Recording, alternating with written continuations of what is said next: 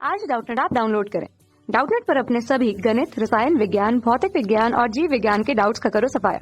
बस प्रश्न की फोटो खींचो, एक ही प्रश्न को क्रॉप करो और तुरंत वीडियो सोल्यूशन पाओ। अभी डाउनलोड करें। किसी अर्धचालक का प्रतिरोध अशुद्धि मिलाने पर बढ़ जाता है। इसमें ये असत्य है अथवा सत्य है, ये हमको बताना है। ठीक है दोस्तों, दिया गया कथन अर्धचालक का प्रतिरोध अशुद्धि मिलाने पर बढ़ता है या घट जाता है, उस हिसाब से हमको बताना है कि सत्य है या अथवा असत्य है दिया गया कथन। ठीक है, तो अर्धचालक दोस्तों उसमें अशुद्धि मिलाते हैं हम। ठीक है, तो अर्धचालक अगर सिलिकॉन का उदाहरण ले रहे, ठीक है, तो सिलिकॉन में क्या रहते हैं, 4 बंध रहते हैं। ठीक है, ये एक बंध, ये दूसरा बंध, ये तीसरा बंध और ये चौथा बंध। ठीक है, तो अर्धचालक की बात करें तो बहुत सारे सिलिकॉन होंगे। अब सभी सिलिकॉन के 4 बंध क्या होंगे, आपस में सहसंयोजी बंध बना लेंगे। ठीक है, कुछ इस तरीके से, और एक भी इलेक्ट्रॉन जो है वो मुक्त नहीं रहेगा या फिर एक भी कोटर यहाँ पर नहीं रहेगा।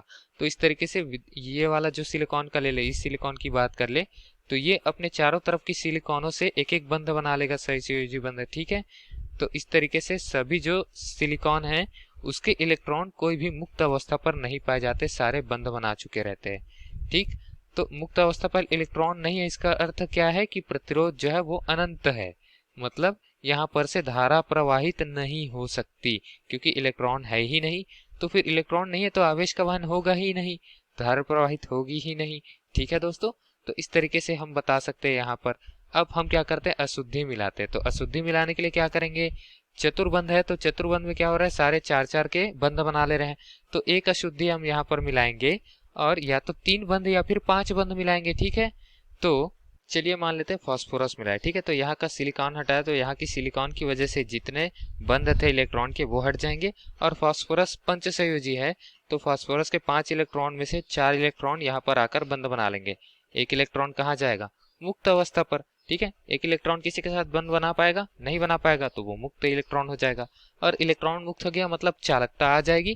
जो यहाँ चालकता नहीं थी लेकिन इलेक्ट्रॉन मुक्त अवस्था पर है तो आवेश का वहन करेगा, चालकता बढ़ जाएगी। इस तरीके से चालकता बढ़ गई और चालकता प्रतिरोध के व्युत्क्रमानुपाती होते हैं, तो प्रतिरोध घट गई। अशुद्धि मिलाने पर चालकता बढ़ गई तो प्रतिरोध बढ़ जाएगा क्या, नहीं, प्रतिरोध घट जाएगा। तो दिया गया कथन क्या है दोस्तों, असत्य है।